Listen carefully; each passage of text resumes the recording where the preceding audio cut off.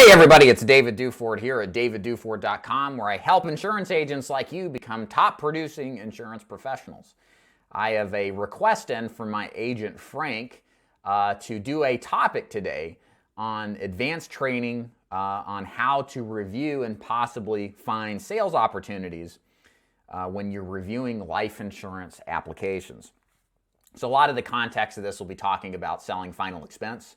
But all of this is completely relevant to whatever type of product you're selling. Although I will say it's a lot more relevant to final expense simply because it's a simplified issue and some health issues kind of go unnoticed. So let's talk about, first of all, how to get into a policy review conversation.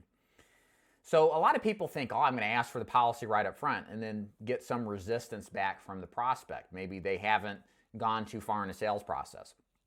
My belief is that you should kind of romance your prospect, if you will, before you start asking for them to give you their policy. A lot of people are just skeptical. They want to know what you're about first. So if you get any resistance, if I get resistance, I just let it, roll off my back and keep going through my presentation and then come back to it after I've built some value, maybe in explaining how term and whole life insurance works, and then let them go get it. So you do want to ask them to go get it, or in better really way to do it is just to tell them, hey, go grab your policy. Part of my process is that I review existing coverage just to make sure that you've got everything right with it. Some people will not find their policy because they're hoarders and it's buried under some mattress and stuff like that.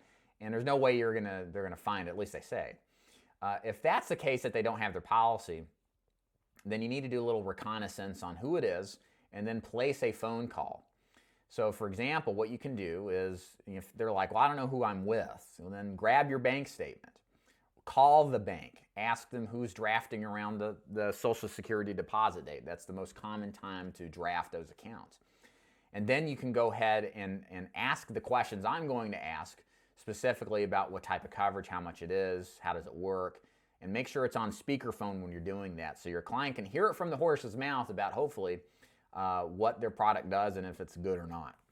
So let's say you did get the policy. You do have it in front of you. What do you do when you've got it? How can you unearth sales opportunities?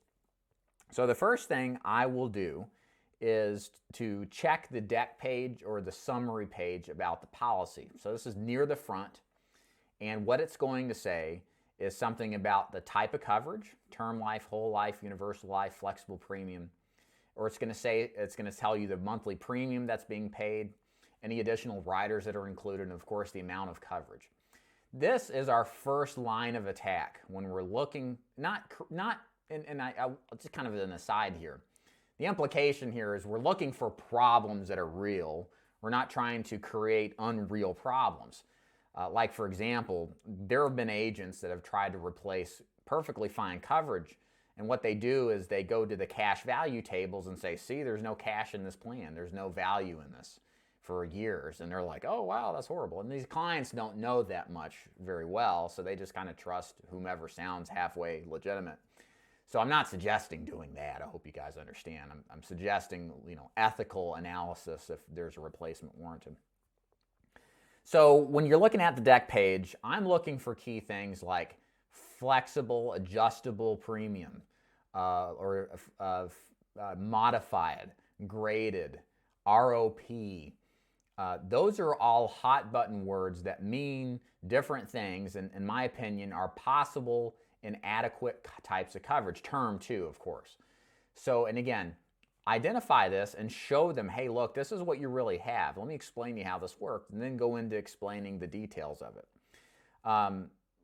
Adjustable premium, it could be universal life, same thing in many contexts, depending on when the policy is written.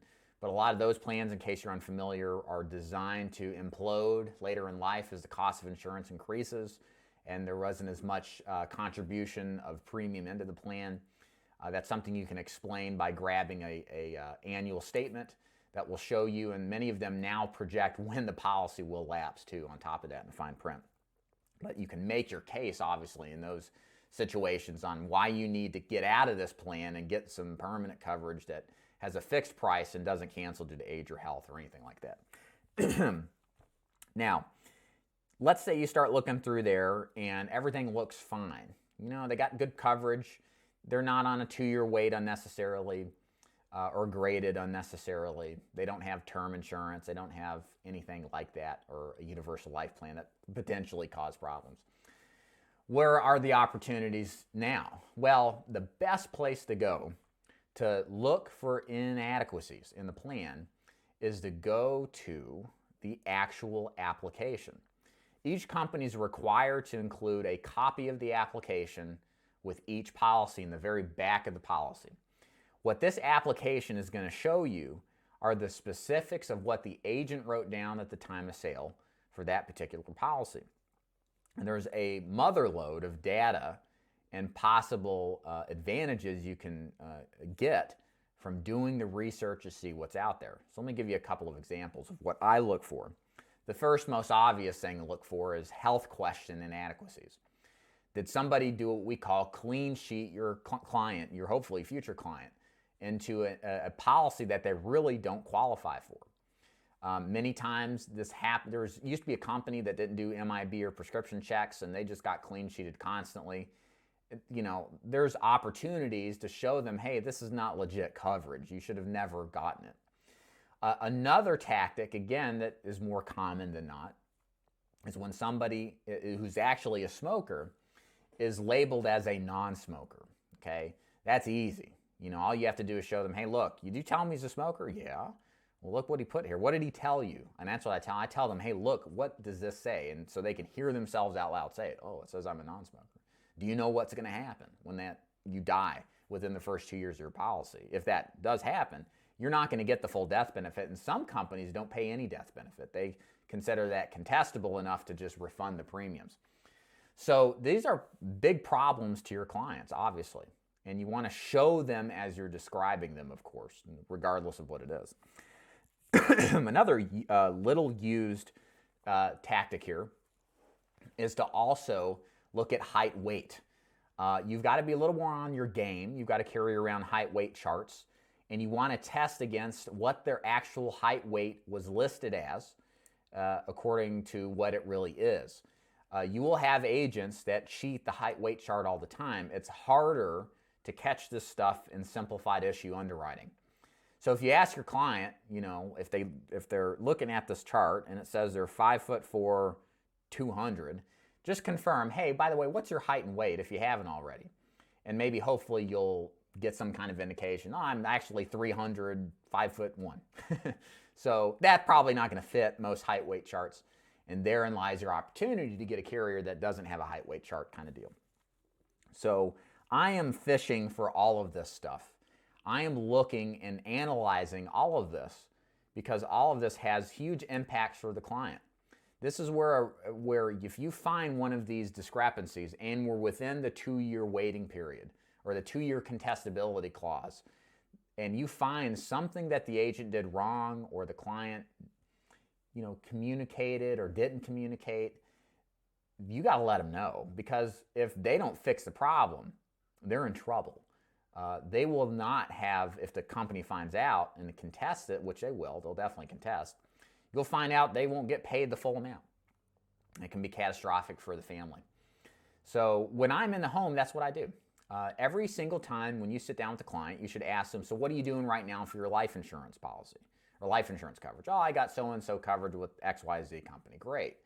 Could you go grab the policy so I can take a look at it just to make sure I'm giving you a good recommendation? They'll go grab it. Sometimes they won't. Circle back to it later. Hey, I'd really like to ask you to get that policy again, because you can tell that sometimes these policies are term insurance and they go up in price and cancel at 80. I don't want you to be stuck. Could you go grab it? I could really help you out. And then go through this litany of analysis to see what's out there in order to try to improve what the client has. So let me take a question here. That's off topic, but that's okay. Hey, Carl, what's up? Hi, David. I saw a video where you recommended prospecting small businesses. How do you go about doing this? Do you have a script you use? Yeah, I emailed you this morning. Check your email, Carl. But essentially what I said is that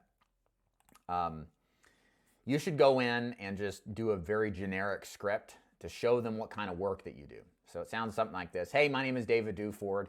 The reason I'm here is because I'm a life insurance agent. I specialize in working with small business owners and helping them with their retirement planning. I'd like 5 minutes to show you the kind of work I could do. It's no obligation or anything like that. I wonder if you're free right now, or would a later time be better? That's it. And then get into what most agents do as a fact finder, figure out what they're doing for life insurance, what their retirement goals are, and then figure out what kind of product to sell them. It could be something as basic as term insurance, permanent coverage, maybe a supplemental retirement life insurance plan like with an IUL product, or maybe it's employee-based voluntary payroll deduct products, stuff like that. Lots of opportunities there, and you want to survey the business owner to get a feel for where they stand so you can better help them accomplish what it is that they're most concerned about. So that concludes the review of reviewing policies. And if you got any questions, anything you'd like me to cover, feel free to leave a comment below. I answer every comment. If you're interested in selling final expense and you want to join an agency that's passionate about training and helping you succeed, that's what I do. You can go to daviddufour.com, click Join Dave's Insurance Agency, and find out more about how I help agents do final expense sales, but also things like Medicare Advantage, annuity sales, mortgage protection, and Medicare supplements. Thank you guys for watching. We'll see you next time. Bye.